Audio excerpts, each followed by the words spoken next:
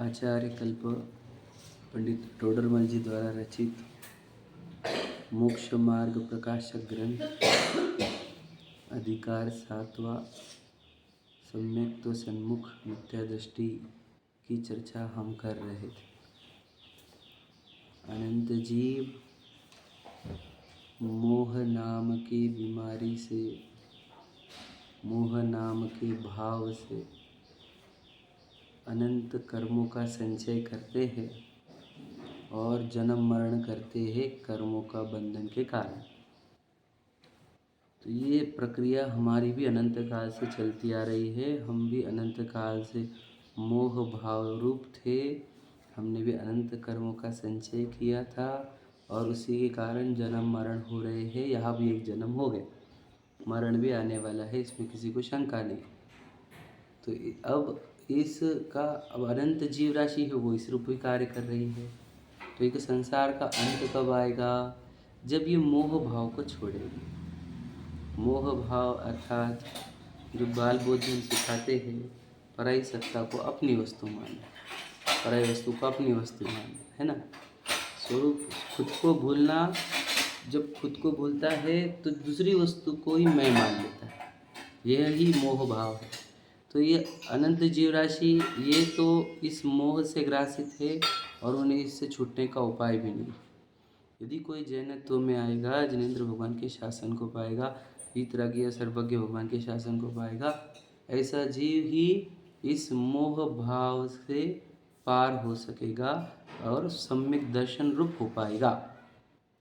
तो इस सम्यक दर्शन को प्राप्त नहीं हो रहे जीव, चाहे जैनी होकर भी, उसी का वर्णन इस 7वां अधिकार है कि कुछ निश्चयभासी हो रहे हैं, कुछ व्यवहारभासी हो रहे हैं, कुछ उभयाभासी हो रहे हैं, लेकिन कोई सम्यक दृष्टि नहीं हो रहा।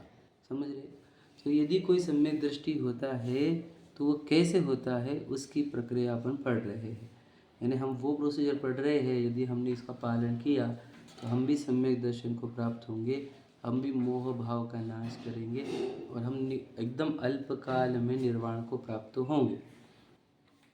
तो ये प्रोसीजर सीखने के लिए हमारे को ये सम्यक तो सन्मुख मिथ्या दृष्टि का स्वरूप अच्छे से समझना होगा कि वो जीव कैसा है, कि वो स्वयं लब्धि वाला तो है ही, उसने संगी पंचेंद्रिय वाली पर्याय प्राप्त की है मनुष्यत्व की। फिर उसमें भी उसने जैन धर्म, वीतरागी सर्वज्ञ भगवान का धर्म प्राप्त किया और वहाँ उसने देश गुरु के निकट जाकर उनके तत्व का उपदेश सुना।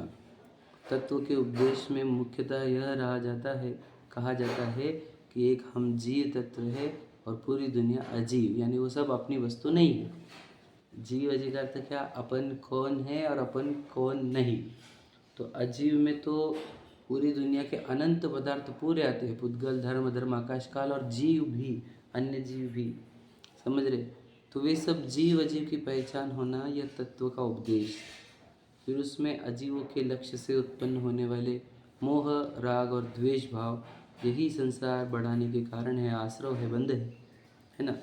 और स्वरूप का लक्ष्य करने पर उत्पन्न होने वाला भेद है ना, और वीतरागता, वो संवर निर्जरा है, वही मोक्ष का कारण है।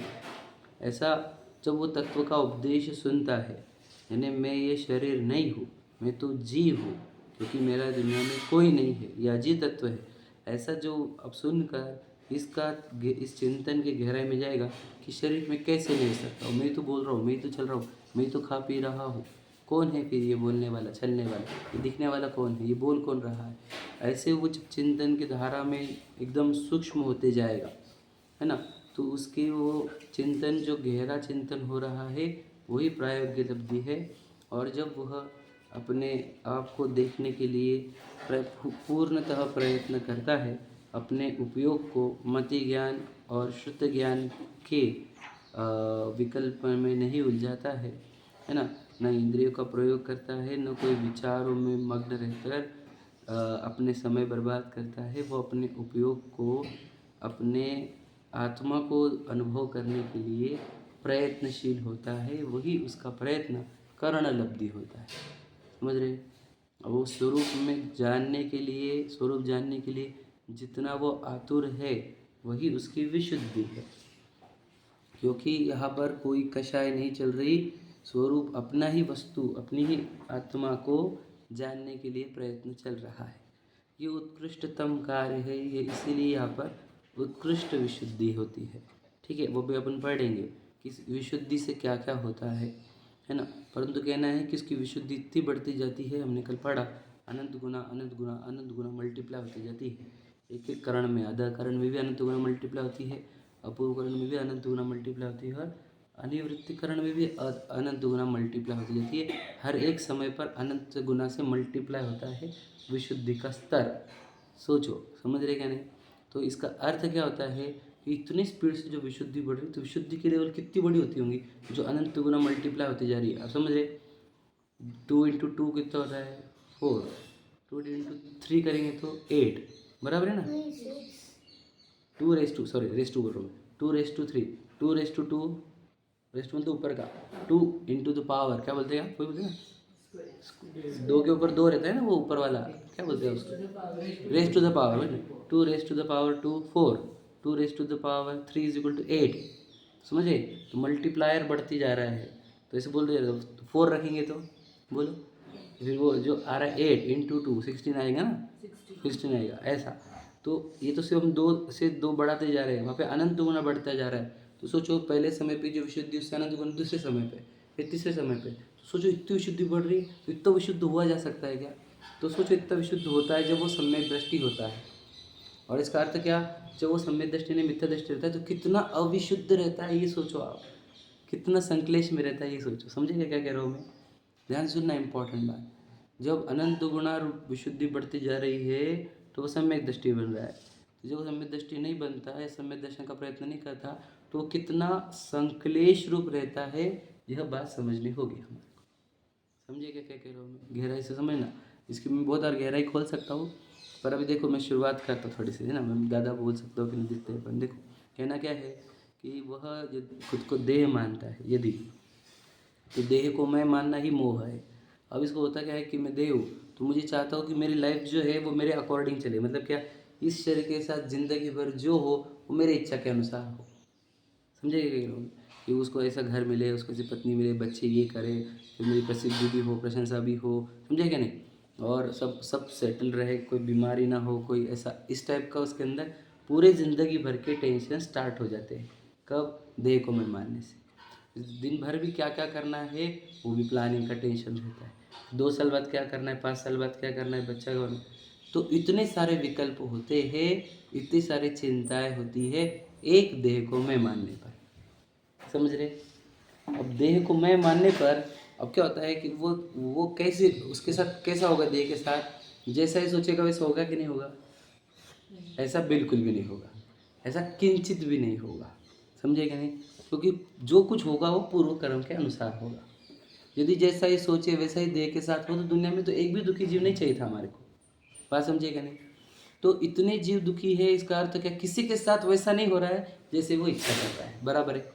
इससे सिद्ध क्या हो रहा है कि यदि अपने देह को मैं माना, तो आपको देह संबंधी अनंत विकल्प उत्पन्न होंगे कि ऐसा हो, ऐसा ना हो, और बिल्कुल भी आपकी इच्छा के अनुसार नहीं होगा। तो इससे क्या होगा? आकुलता उत्पन्न होगी। समझ रहे कि नहीं? दुख उत्पन्न होगा। यानी ये दुख और ये आकुलता ही क्या है? संक्लेश परिणाम है। नया कर्म बंधन तो होगा ही। अब समझे? संक्लेश परिणाम, परिणाम की बात कर रहा हूँ मैं, कि वो जीव, जो जीव अपने आप को देह मानता है, वो निरंतर संक्लेश में ही रहता है। इसलिए उसके चेहरे पे तुमको वो प्रसन्नता मिलेगी ही नहीं। समझेगा नहीं? वो आनंद मिलेगा ही नहीं जो नेचुरल आता है, क्योंकि उसके ऊपर बहुत सारे बर्डन हैं, बहुत सारी चिंताएं हैं, इच्छाएं हैं। वो अपने हिसाब से परिणमाना चाहता है और परिणमा नहीं सकता, इसलिए वो बहुत दुखी रहता है। समझे क्या नहीं? तो वो इतने संक्लेश में रहता है जब वो खुद को देह मानता है। और जब वो अपने को जिनवानी से सुनता है कि मैं तो चेतन वस्तु हूँ, मैं तो आत्मा हूँ, मैं तो शाश्वत सत्ता हूँ, अभी सुनता है, उतना तो आराम मिलता है उसको सुनने के हद तक। थोड़ा सा चिंतन होता है कि यार अपन कुछ नहीं कर सकते, ये पूर्व कर्म के अनुसार हो रहा है ना, और कुछ अच्छा बुरा भी नहीं है, अभी सुन लिया इसने। अब इसके चिंतन में उतरता है, तो जितने चिंतन रहता है उतनी देर भी अच्छा लगता है। समझ रहे? और जब इसको अनुभव करने का प्रयत्न करेगा वो, यदि याद रखना कि मैं कौन हूँ, मुझे आज खोजना ही है कि मैं देव हूँ कि नहीं हूँ, समझे कि नहीं। और वो खोजने के लिए प्रयत्न कर रहा है, इसमें क्या हो रहा है, उसके अनंत गुना विशुद्धि बढ़ती जा रही है। समझ रहे कि नहीं, प्रति समय अनंत गुना विशुद्धि। तो ये विशुद्धि बढ़ती जा रही, बढ़ती जा रही, बढ़ती जा रही, बढ़ती जा रही, समझ लेना। और इसी ये विशुद्धि का हाईएस्ट लेवल जो होता है वही सम्यक दर्शन होता है। मतलब क्या, वहाँ पर आपको देह पूर्णतः भिन्न दिखेगी, पड़ोसी दिखेगी, और उस देह का पूरा परिणमन पूर्व कर्म अनुसार हो रहा है यह दिखेगा, और उस परिणमन में कुछ भी अच्छा और बुरा नहीं लगेगा। इसलिए आपको पूरी तरह निर्भरता, निश्चिंतता, सहजता और निराकुलता, निर्मलता, निराकुलता, ये सब एक साथ प्राप्त होगा। सर्वगुणांश सम्यक्त्व ऐसा कहा जाता है। समझे, सभी गुणों की प्राप्ति हो जाती है, उसका अंश प्रकट हो जाता है एक सम्यक दर्शन में। तो इसका अर्थ क्या होता है, स्टूल देना पड़ेगा पीछे, है ना, उधर देखो, उधर है क्या, उधर से दे दो, हाँ दे दो उधर से, हाँ बस बस बस, ठीक हो जाएगा, हो जाएगा।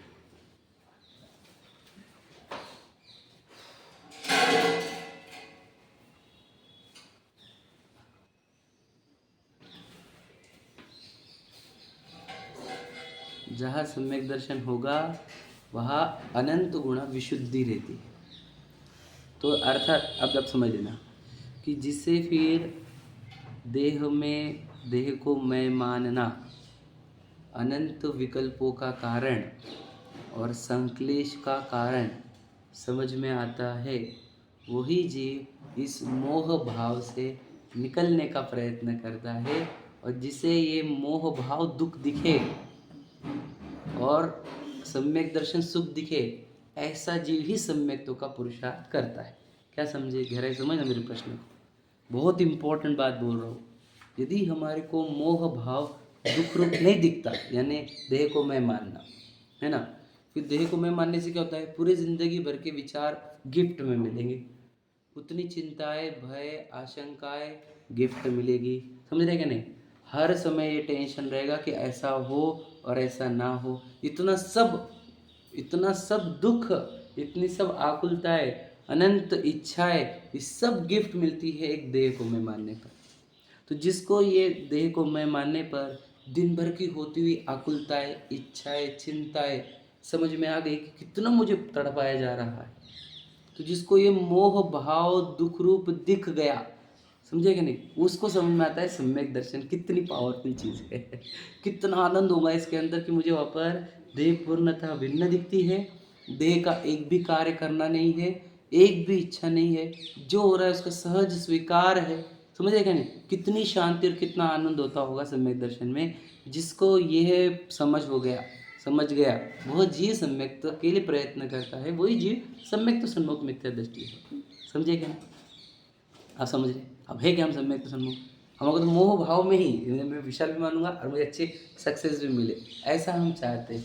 ये भ्रामक कल्पना है, ये कल्पना है अनंत जीवों ने अनंत काल से करते आ रहे हैं और एक भी सुखी नहीं हुआ। समझे क्या नहीं, सम्यक दर्शन क्या कहा, 3 लोक 3 काल माही नहीं दर्शन सो सुखकारी। 3 लोक और 3 काल में सम्यक दर्शन से ज़्यादा सुखदायी कोई नहीं है। तो ये रविंद्र जी बोलते थे इसका ऑपोजिट करो, है ना, नकार मतलब आस्तिक से बोला, नास्तिक बोलो। 3 लोक 3 काल माही नहीं मोह सो दुखकारी, मिथ्यात्व सो दुखकारी। 3 लोक और 3 काल में देह को मैं मानने जितना दुखदाई भाव कोई है ही नहीं। समझे क्या कह रहा हूँ मैं, सच्चाई है ये जो बोला जा रहा है वो। आपको इसको स्वीकार नहीं होगा, नहीं स्वीकारो, आप रहो फिर उन विकल्पों के साथ, उन इच्छाओं के साथ, उन चिंताओं के साथ, उन भय के साथ, उन आशंकाओं के साथ निरंतर, ऐसा क्यों हुआ, ऐसा क्यों हुआ, ये क्यों हुआ, ये ऐसा नहीं होना चाहिए था, ये ऐसा होना चाहिए था, बस लगे रहो फिर उसमें, बस पड़े रहो उसी के अंदर। तो जिसे ये दिखता है मोह भाव में ही इतना दुख है, और दुख मोह भाव में ही है। गरीबी दुख रूप नहीं है, याद रखना, रोग भी दुख रूप नहीं है, न दरिद्रता, न रोग, न वियोग, समझ रहे, कुछ भी दुखदाई नहीं, सिर्फ एक मोह भाव दुखदाई। जिसे देखो, इसी को बोलते ज्ञान का परिपक्व होना, ज्ञान का मैच्योर्ड होना। क्या, जिसे एग्जैक्टली प्रॉब्लम समझ में आया कि प्रॉब्लम है तो कहाँ है, मेरे दुख का कारण क्या है, गरीबी क्या मोह, विचार करो आप। देखो गरीबी दूर करना तो आपके बिल्कुल भी हाथ में नहीं है। जब तक उदय चेंज नहीं होता तब तक तो क्या करना होगा आप पे, तो गरीबी दूर करना ये उपाय नहीं था, दुनिया ये उपाय कर रही है। समझे क्या? गरीबी से भिन्न अपने आप को देखना ये उपाय था। ये कहा ना टोडरमल जी ने, ये जो उपाय करता है वो झूठे है। समझेगा नहीं? अब समझो, अब जितने जल्दी समझोगे ज्ञान मैच्योर्ड बनाओ अपना कि दुख पूरा मोह भाव में, तो मुझे जब तक मैं मोह में रहूँगा तब तक मुझे दुख है। तो मैंने क्या प्रयत्न करना चाहिए? सोचो, दुनिया दुनिया भर का प्रयत्न कर रही है अमीर बनने के लिए, निरोगी बनने के लिए, सुंदर दिखने के लिए, और समझ रहे, और एक भी हुआ नहीं सुखी। समझे, ये सुखी होना चाहता है, और मोह का भाव अभाव करो, मोह भाव का अभाव करो तो अब तुरंत सुखी हो जाओगे उसी क्षण। तो हमें प्रयत्न तो मोह का अभाव करने का करना चाहिए था, हमने अभी तक किए नहीं, हम तो मोह में ही खुश है। बताओ, ये समझ रहे हैं? हम ज्ञान परिपक्व हुआ नहीं, मैच्योर्ड हुआ नहीं है हमारा। तो इसलिए कहा था कल मैंने कि मैं एक समय पे भी ऐसी जगह पे नहीं जाना चाहता हूँ जहाँ मुझे भ्रम क्रिएट हो जाए कि मैं देह हूँ। समझे कि नहीं? हम वहाँ रहेंगे जहाँ पे चर्चा चलती है कि मैं आत्मा हूँ, मैं चैतन्य भगवान आत्मा हूँ। समझे कि नहीं? हम वहाँ रहेंगे। क्यों? क्योंकि मैं भ्रम में आ जाता हूँ ना, मोह भाव में आ जाता हूँ, तो मुझे वापस इच्छा स्टार्ट होती है। अरे यार ये घर एप्पल ऐसा बनाने का था, अरे अपनी भी गाड़ी ऐसी चाहिए थी, अरे यार अपना ये भी ऐसा था, डायमंड ज्वेलरी, ये वो समझ रहे हैं? ये अंदर घुस जाता है। इसलिए ऐसी जगह जाओ ही नहीं, जहाँ कहेंगे कुछ भी अपना नहीं भेजे, तो कहाँ जा रहा, किधर, तो वहाँ जाओ। समझे कि नहीं? तो मोह, समझ रही बात को?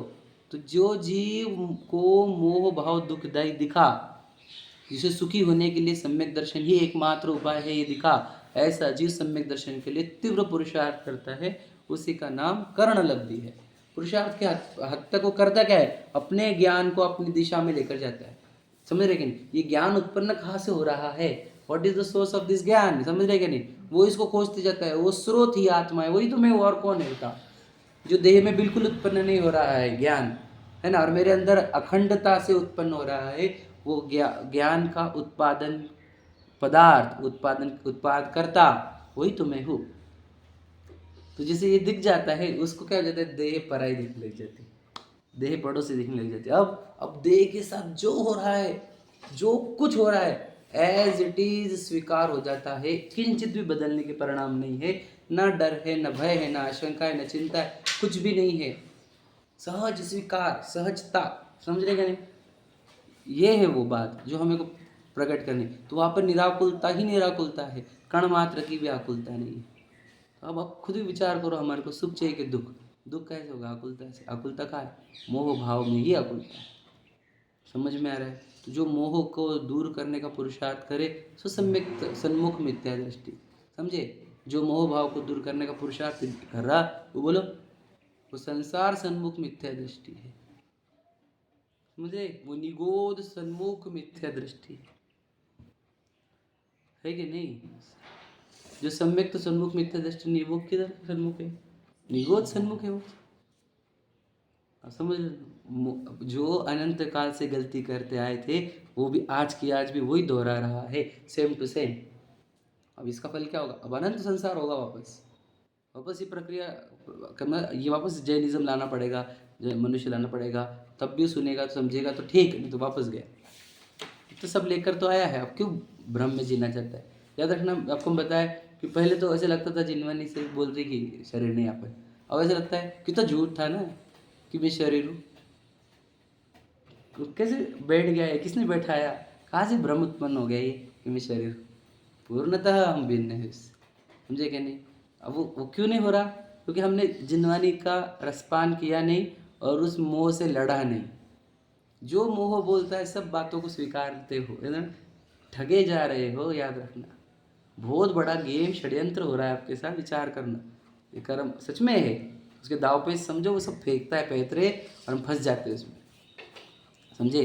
पढ़ते हैं अपन। अब देखो, वो जीव जो करण लब्धि तक पहुंच गया, ऐसा जीव के आगे कैसा होता है वो अपन पढ़ेंगे। 3 करण की बात समझ ली अपन ने, समझ गए थे ना? कल अच्छे समझ में आ गई, कोई शंका हो तो पूछ लेना, ठीक है? इस प्रकार ये 3 करण जानना। वह पहले अंतर मुहूर्त काल पर्यंत अधःकरण होता है। देखो क्या लिख रहे हैं, एक अंतर मुहूर्त काल। अब कितनी देर का? 48 मिनट वाला नहीं है ये, ठीक है? ये कुछ मिनट सेकंड्स का भी हो सकता है, ठीक है? पहला अंतर मुहूर्त जो है वह अधःकरण है, ठीक है? देखो, अधःकरण में 4 आवश्यक। देखो जब हमने प्रायोगिक लब्धि में पढ़ा था तो कर्मों के हिसाब से क्या बताया था, पूर्व कर्मों की सत्ता अंत कोड़ाकोड़ी तक, नया बंध उस अंत कोड़ाकोड़ी की भी संख्यात भाग जितना, हर समय बंध घटता घटता हुआ जा रहा था। ये सब प्रायोगिक लब्धि में ही था। अब अधःकरण में क्या क्या होता है वो पढ़ना है हमारे को, याद रखना, वाका व्याका मिक्स मत कर देना। पहला, समय समय अनंत गुना विशुद्धता होती है। बात समझ में आ रहा है? मतलब क्या, मैंने अभी जस्ट प्रूव किया था वो, देखो अनंत गुना विशुद्धि बढ़ते बढ़ते बढ़ते बढ़ते बढ़ते सम्यक दर्शन होता है। मतलब सम्यक दर्शन में कितनी विशुद्धता होगी सोचो, क्योंकि मल्टीप्लायर क्या है का हमारा, अनंत से मल्टीप्लाई करना है हमारे को, समझे क्या नहीं? और हर एक समय पर मतलब एक मिनट में कितनी मल्टीप्लाई होता होगा, असंख्यात बार मल्टीप्लाई हो गया असंख्यात से, समझे क्या नहीं? असंख्यात बार मल्टीप्लाई हुआ असंख्यात से, तो विशुद्धि का लेवल क्या होगा सम्यक दर्शन का, विचार करो तो वो सम्यक दर्शन इतने विशुद्ध है तो मिथ्या दर्शन कितना संश्लेषित है, ये विचार करो। लॉजिकल समझो तुम बातों को, मुझे बता रहा हूँ। तो सीए के हमारा वो जो कैलकुलेशन वाला माइंड है ना, वो जिनवानी में भी कैलकुलेशन ही करते रहता है, समझेगा नहीं? सच बता रहा हूँ, एटमाइजेशन पूरी, मतलब जिनवानी भी मुझे ना वो मैथमेटिक्स में ही दिखती क्यों, देखो कि अनंत गुना विशुद्धि बढ़ती जा रही है, मतलब वो पूर्ण विशुद्ध, मतलब कितना विशुद्ध परिणाम है वो सम्यक दर्शन। और तो वो इतनी मल्टीप्लाई होती जा रही, मतलब यहाँ पर कौन सा परिणाम था, पूर्ण संश्लेष, संश्लेष में से विशुद्धता बढ़ते बढ़ते बढ़ते सम्यक दर्शन होता है। मतलब पे कितना अनंत गुना, बोलो, संश्लेष मिथ्या दर्शन में समझो, हमको पता ही नहीं हम अनंत गुना संश्लेष में है।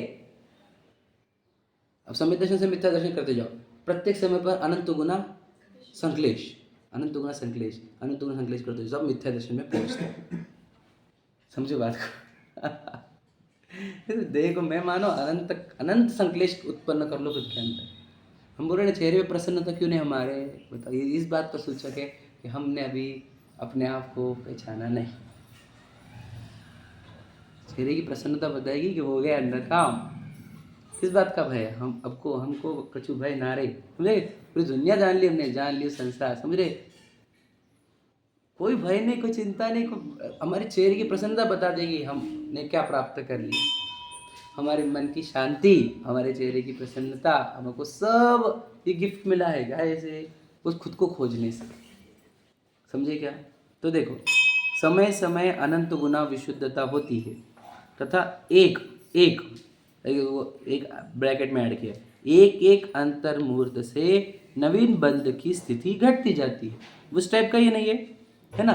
स्थिति की जो नया बंधन हो रहा है, उसको जो कितना हो रहा है, वो हर एक समय अंतर मुहूर्त से नवीन बंध की स्थिति घटती जाती है। जो नया बंधन हो रहा है उसकी स्थिति जो है वो घटती जा रही है, ठीक है?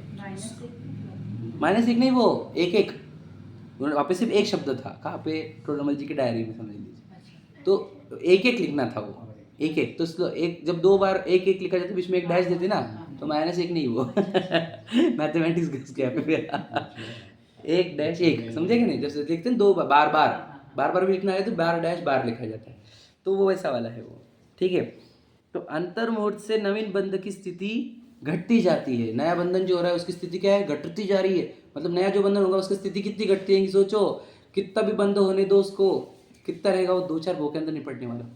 राम जी 6 महीने लेके निकले लक्ष्मण जी को, वो तो सम्यक दृष्टि थे, तो उनका जो नया बंधन होगा वो कितना, अरे घंटों का भी, समझे क्या? ऐसा भी हो सकता है उदय उनका, समझे क्या नहीं? ऐसा उसका स्थिति बंधापसरण वर्ड क्या है, स्थिति बंधापसरण, समझ रहे? स्थिति का बंध घटते हुए कम होते जाना, समझ रहे? 4 प्रकार के बंधन है ना, प्रकृति, प्रदेश, स्थिति, अनुभाग। तो स्थिति मतलब क्या, कितने दूर के बाद फल देगा, कितने दिन के बाद, कितने काल के बाद, तो उसका काल घटते जाना, मतलब क्या, फल एकदम तुरंत देने लग जाए, उसको कहते हैं स्थिति बंधापसरण, समझ रहे? स्थिति घटती हुई जाना, कम से कम होती जाना, कम होती जाना, कम होती जाना, नए बंध की स्थिति एकदम घटती हुई जाना, उसको स्थिति बंधापसरण होते। लिखा हो रहा है अधःकरण में ही हो रहा है, ठीक है? पहला क्या कहा, अनंत गुना विशुद्धि, पहला पार्ट। दूसरा स्थिति बंधापसरण, ठीक? तीसरा देखो, प्रशस्त प्रकृतियों का अनुभाग समय समय अनंत गुना बढ़ता है। देखो क्या हो रहा है, प्रशस्त गुणों का अनुभाग, मतलब कौन से केस में बोल रहे हो, सत्ता में जो प्रशस्त प्रकृतियां है मेरे, है ना, उसका अनुभाग हर एक समय पर अनंत गुना से बढ़ता जाएगा। समझ क्या कह रहे? सत्ता वाले का नए बंधन का क्या, पुराने का हाँ देखो, अनुभाग बढ़ता जाता है का अर्थ क्या आएगा? नया बंधन से रिलेटेड है कि पुरानी सत्ता से रिलेटेड है? ये मेरे हिसाब से तो पुरानी सत्ता वाला दिख रहा है।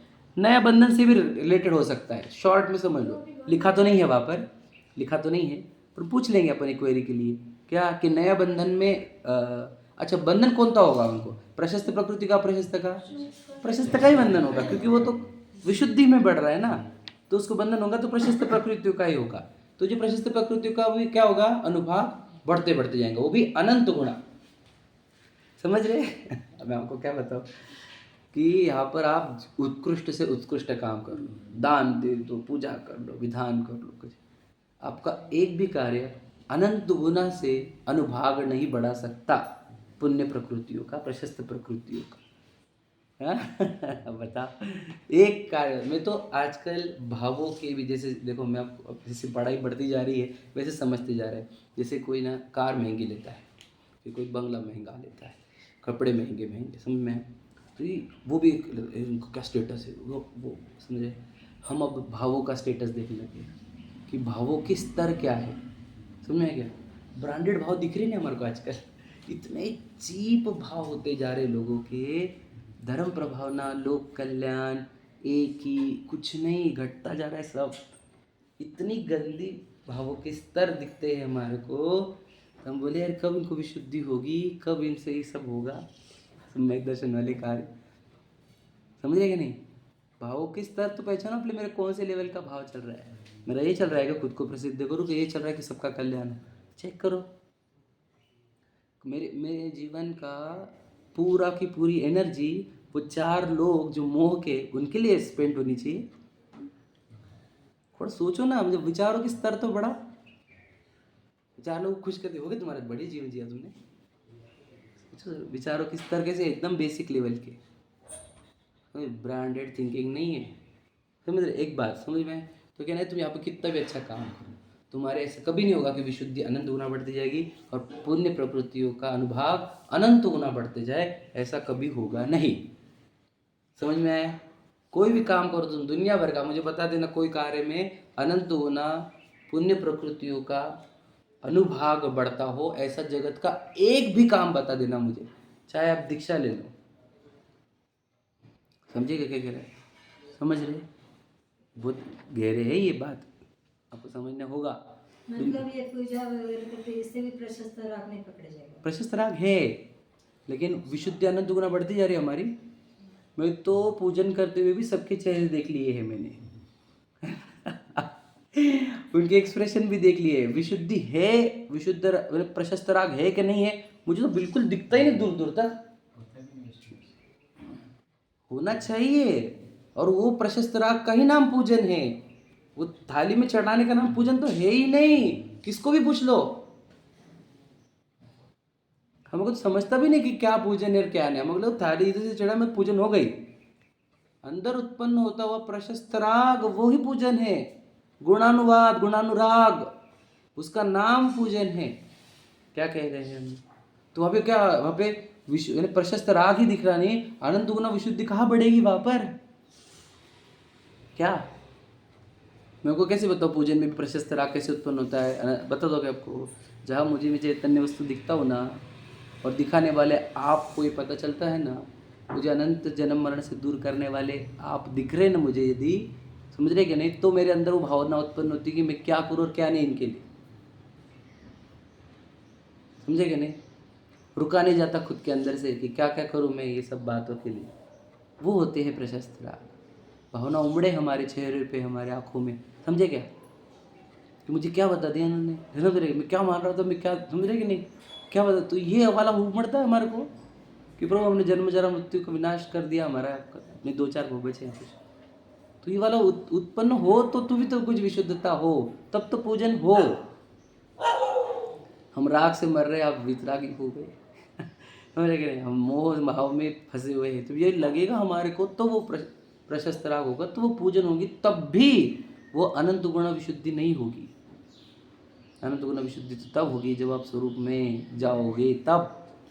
क्या समझ लेना, ये तो सब यहाँ पे लिखा हुआ है, मैं आपको पढ़ा रहा हूँ। देखो, प्रशस्त प्रकृतियों का अनुभाग समय समय अनंत गुना बढ़ता है, और अप्रशस्त प्रकृतियों का अनुभाग, ये देखो ये अप्रशस्त तो इसका अर्थ सत्ता हो रहा है समझ रहे कि नहीं, क्योंकि अप्रशस्त तो बंदेगी नहीं, समझ रहे कि नहीं। तो अप्रशस्त प्रकृतियों का अनुभाग समय समय अनंत में भाग होता है, मतलब क्या उसका अनुभाग क्या हो रहा है, हर एक समय पे क्या हो रहा है, समझ रहे कि, याद रखना क्या हो रहा है, हर एक समय पे घट रहा है, मतलब क्या, याद रखना जो उसका पावर होगा, मान के चलो जो भी उसका पावर है, जो मेरे पूर्व सत्ता में बचे हुए पाप प्रकृतियां है, उसका अनुभाग जो भी होगा उसको डिवाइड किससे करने का, देखो क्या लिखा है, हर एक समय में अनंत विभाग, मतलब क्या, पहले अनंत से डिवाइड करने का, फिर दूसरे समय पे जो बचा है उसको भी अनंत से डिवाइड करने का, तीसरे समय पे जो बचा है उसको अनंत से डिवाइड करते जाना। सोचो अब क्या बोल रहा हूँ मैं, अनंत से डिवाइड करना मतलब क्या होता है पता है आपको,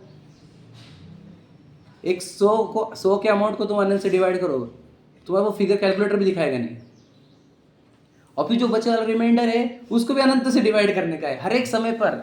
सोचो पाप प्रकृति कितनी घटती है, उसका अनुभाग कितना घटता है, आप समझ रहे हो क्या कह रहा हूँ मैं, मेरे को तो क्या बताऊँ, ये सुन के ऐसा लगता है कि क्या है ये ज़बरदस्त काम, ऐसे गदगद हो जाते हम तो कि यार ये सब अगर हम करने लग जाए, सब लोग आप सब खुद को पहचानने लग जाए, सब खत्म हो जाए, पाप प्रकृति का अनुभाग घट रहा है, पुण्य प्रकृति का प्रशस्त राग, मुझे वो उसके अनुभाग बढ़ते जा रहा है, अनंत गुना विशुद्धि बढ़ते जा रही है, इतना ज़बरदस्त काम ये है सम्यक दर्शन, हम वो छोड़ के कौन से कामों में लग गए, मतलब क्या मिलने वाला है उधर, चाहे तुम प्रभावना में भी लग जाओ, समझ रहे क्या नहीं, वहाँ पे तो हम लग भी नहीं रहे, हम तो कहा बच्चे और पत्नी कहा फालतू चीज़ों में फंस गए, अरे वो आपके है नहीं, सगे नहीं, ठगों की टोली है वो, जिनवानी कहती है ठगों की टोली, वो सब झूठा है, वापस सब भ्रम है, याद रखना, वहाँ पर जितना टाइम स्पेंड हो रहा है पूरा पाप बंधन हो रहा है, हमारे को शायद निगोद भी जाना पड़े, उसके लिए नरकों में जाना पड़े, वो कोई काम थोड़ी अच्छा, समझे कि नहीं समझे।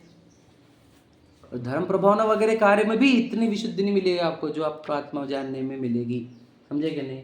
धर्म प्रभावना में विशुद्धि होती है, जैसे पूजन के काल में होती है उतनी समझ लो, उससे ज़्यादा समझ लो, लेकिन फिर भी जो विशुद्धि आत्मा को जानने की है वो देख लो यहाँ पर, ये तो पहला ही करण है, इसमें इतना कुछ हो रहा है, पहला ही करण चल रहा है ये समझ रहे, अधः करण की बात है ये, तो इसमें सम्यक दृष्टि लगे, ऐसा क्यों बोलते 2-4 भाव में चला जाएगा, समझ रहे कि तुम क्या क्या होता है कर्मों में, देख लो कर्मों में क्या क्या होता है, अधः करण में इतना हो जाता है, अपूर्व करण में क्या होगा, अनिवृत्त करण, वो सम्यक दर्शन जब तक रहता है, सम्यक दृष्टि जब तक रहता है तब तक उसके बंधे का क्या होता होगा, उसको तो राग भी हो रहे, उसको तो द्वेष भी हो रहे, अरे तो यहाँ पर ही देख ले क्या क्या हो गया समझे क्या, मैं आपको और बताऊंगा सम्यक दृष्टि होने के बाद क्या क्या होता है, लेकिन यहाँ पर ही समझ लो तुम कि उसी वो खुद को जानने के लिए प्रयत्नशील है, उस प्रयत्न के काल में इतना कर्मों में हो रहा, अधः करण में ही इतना सब हो रहा, ठीक है। 4 आवश्यक के नाम बताओ, बताएंगे कोई, बोलो दिव्यम भैया। पहले समय समय पे जो विशुद्धि है वो अनंत गुना वेरी बढ़ती गुड, है। फर्स्ट। दूसरा जो नवीन बंदर रहते हैं वो एक एक अंतर्मुहूर्त में उसकी जो स्थिति एक एक समय में, अंतर्मुहूर्त से लिखा है क्या, हाँ ठीक है, एक एक अंतर्मुहूर्त से उसकी जो स्थिति है वो घटती जाती है, हाँ मतलब प्रशस्त, हाँ ठीक है, आगे थर्ड। फिर प्रशस्त प्रकृति जो रहती है उसका जो अनुभाग समय समय पर अनंत गुना बढ़ते जाता है। Very good. और जो अप्रशस्त प्रकृति रहती है उसका जो अनुभाग रहता है वो हर समय अनंत भाग जितना घटते जाता है। वेरी गुड, समझ में आया, देखो समझ में आया आपको भी, 4 चीज़ समझ में आई, लिख लिया आपने, हाँ वेरी गुड। तुम मेरे स्तुति समझ में आया क्या, ये बचपन में सीख जाओगे तुम तो फटाफट काम करके सीख हटो इसमें से, सब भ्रम में से, समझ में आया। 4 चीज़ें हो जाती है समझ में, 4 आवश्यक, पहले तो अनंत गुना विशुद्धि, दूसरा स्थिति बंधा अपसरण, तीसरा प्रशस्त प्रकृतियों का अनंत गुना अनुभाग बढ़ना, और अप्रशस्त प्रकृतियों का अनंत भाग रूप रह जाना हर एक समय पर, समझे कि नहीं, यह 4 आवश्यक होते। दूसरा अपूर्वकरण भी पढ़ लेते चलो अपन। वहाँ पश्चात अपूर्वकरण होता है, उसके काल अधः करण के काल के संख्यात विभाग है। सोचो अपूर्वकरण का काल कितना है, अधःकरण के भी संख्यात्व भाग डिवाइड बाय संख्यात करने का, किसका, अपूर्वकरण का काल कितना काल होगा, आप समझ रहे हो, अधःकरण से तो कम ही है ना, आप समझे कि नहीं, कितना संख्यात भाग, आप समझे संख्यात भाग कितना छोटा होता है, मतलब समझ ले, एक सेकंड भर का अगर होगा अधःकरण, या हम मान के चले 10 मिनट वाला है अधःकरण, तो उसका संख्यात्व भाग कितना होगा, सेकेंड्स में भी नहीं, समझ रहे, माइक्रो सेकेंड्स भी नहीं, समय समय का खेल है, और आपको लग रहा होगा कि अरे सब कब अधकरण होगा, कब अपूर्वकरण होगा। बेटा तू जितनी देर अधकरण बोला ना उतनी देर में वो भी जाएगा सब। इतना भी छोटा है वो, तो बहुत बड़ा नहीं, पढ़ने सुनने में कठिन है, समझेगा नहीं, करने में बहुत ईजी है और बहुत फास्ट है। कोई चाहे दिल से, बस खुद को चाहता नहीं, ये दिक्कत है हमारी। देखो वहाँ पश्चात वो गया, उसमें ये आवश्यक होते हैं, और देखो ये उसमें ये आवश्यक और होते हैं, मतलब और मतलब क्या, पहले वाले जो है वो तो चलते ही रहेंगे, अधःकरण वाले। और देखो एक एक अंतर मुहूर्त से सत्ताभूत पूर्व कर्म की स्थिति उसको घटाता है, वह स्थिति कांड घात है। समझ में आया? अभी क्या हो गया, पूर्व सत्ता, वहाँ पर कौन सी थी, नए सत्ता की बात थी कि उसकी उसकी जो नया स्थिति बंद हो रहा है वो घटता हुआ जा रहा है। अब यहाँ पे क्या किया, जब पूर्व की सत्ता है उसकी भी सत्ताओं को स्थितियों को घटाता हुआ जा रहा है, उसको कहा है स्थिति कांड घात। नहीं समझ में आया? तो फिर ये सत्ता की बात है, तो फिर ये ऊपर समझे, यहाँ पर स्थिति है, वहाँ पे अनुभाग है, नीचे में अनुभाग है, यहाँ पे स्थिति है, समझ रहे कि नहीं? यहाँ पे स्थिति को घटाता हुआ चल रहा है वो पूर्व सत्ताओं के, समझ रहे? कल और एक बार रिवाइज कर लेंगे, चिंता मत करना, ठीक है। तथा उससे छोटे एक एक अंतर मुहूर्त से पूर्व कर्म के अनुभाग घटाता है, सो अनुभाग कांडघात। यहाँ पे क्या गया, छोटे एक एक अंतर मुहूर्त से पूर्व कर्म के अनुभाग को घटाता है, सो अनुभाग कांडघात। मतलब क्या, अब यहाँ पर प्रशस्त प्रकृतियों की भी अनुभाग घटाते जाएगा, शायद ऐसे लिखा है ना, मतलब पूर्व कर्म के अनुभाग लिखा, वो नहीं लिखा कौन से वाले, समझ रहे?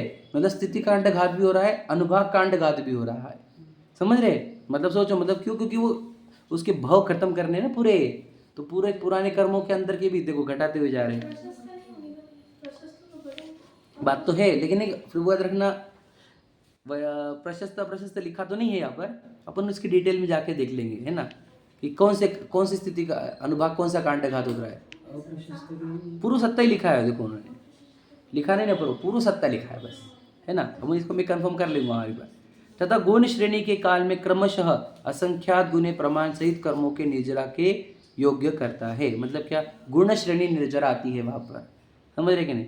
क्या कर रहा है, असंख्यात गुणे प्रमाण सहित कर्मों के निर्जरा के योग्य करता है, सो गुण श्रेणी निर्जरा है। मतलब क्या, गुण श्रेणी निर्जरा ऐड हुई, समझ रहे? तथा गुण संक्रमण यहाँ नहीं होता, परंतु अन्यत्र अपूर्वकरण हो वहाँ होता है। समझ में? वापस समझा देता हूँ शॉर्ट में, अपने को टाइम हो गया कहता हूँ। हाँ देखो क्या क्या कहा, पहले तो वो पहले चार तो है ही। अब क्या करना है, पहले क्या करेगा, पहला काम क्या है, पूर्व की स्थिति को, है ना, पहला पहुँच ना, पहला वाला काम स्थिति कांड घात, समझ रहे?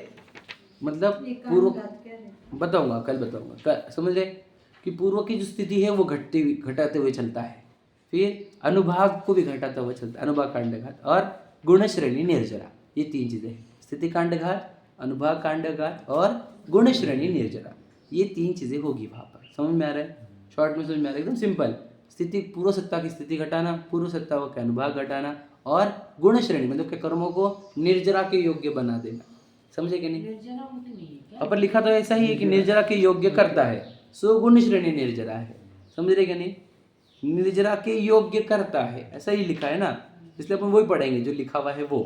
गुण श्रेणी निर्जरा है, गुण संक्रमण नहीं है। मतलब क्या, संक्रमण नहीं है यहाँ पर, संक्रमण दूसरे कहीं पर है बोल रहे हो, अपूर्वकरण में, अन्यत्र अपूर्वकरण मतलब वहाँ पर ऊपर वाले अपूर्वकरण में होता होगा, 8वें गुणस्थान वाला जो रहता है श्रेणी वाला, वहाँ पर होता होगा। ठीक है, इस पैराग्राफ को और थोड़ा सा डिटेल अपन कल कर लेंगे, है ना। समझ में आ रहा है? इस सब को क्या कहना है हमारे को शॉर्ट में, कि देखो कर्म जलाने के लिए लोग उपवास कर रहे हैं, ये शिखर जी जाके आएंगे, नरक पशु गति ना हो, ये सुना है ना शिखर जी की वंदना। भैया आप एक आत्मा में चले जाओ, अब कुछ भी नहीं होगा आपका एक भी कर्म बचेगा नहीं, समझे क्या? तो कितना शॉर्टकट दिया है हमारे को जनागम में, बताओ कितना शॉर्टकट। आपको जानना है, आप में रमना है, बताओ। तो दुनिया को क्या है, ये करो, उधर वो, उसके जो 12 ज्योतिर्लिंग, ये वो, इधर जाओ, उधर काशी जाओ, समझ में, हिमालय पर्वत जाओ, इधर जाओ, कुछ नहीं करना आपको, कुछ भी नहीं। इतनी पूजा, इतनी विधान, काल सर्प, ये वो, कुछ नहीं करना, समझे क्या? एक भी काम नहीं करना है आपको, एक मात्र खुद को जानो और खुद में रमो, बस इतना तो है। इससे क्या हो जाएगा कि आत्मा की बातें करते, उससे क्या हो जाता है, समझ रही बात? आत्मा की बातों से क्या हो जाएगा, ये बोलते हैं सब लोग, कुछ करना होगा, कुछ करना होगा। तुम समझते नहीं बेटा, तुमको कुछ भी नहीं पता जिनवानी, लेकिन एक आत्मा की बात सुनने से, आत्मा को जानने से और आत्मा में रमने से पूरा सब कुछ खत्म हो जाता है। तो दुनिया भर का प्रयत्न कर ले, कोटि जन्म तप तपे ज्ञान बिन कर्म झरे जे, ज्ञानी के चिन्ह माहि त्रिगुप्त ते सहज टरे ते। समझेगा नहीं? कोटि जन्म के तप से भी उत्तर कर्मों की निजरा नहीं होती जितना ज्ञानी के एक क्षण मात्र में। त्रिगुप्ति मतलब क्या? मन वचन काया को रोककर जब वो अपने आत्मा को ध्याता है, क्षण मात्र में हो जाती है। समझेगा नहीं? इसलिए एक अपने आप को जानने का कार्य ही सर्वविशुद्ध कार्य है। समझेगा नहीं? और खुद को भूलना संक्लेश रूप परिणाम है। तो कभी भी संक्लेश में मत रहो, निरंतर स्वयं को जानने का प्रयत्न करो। ठीक है, चलो।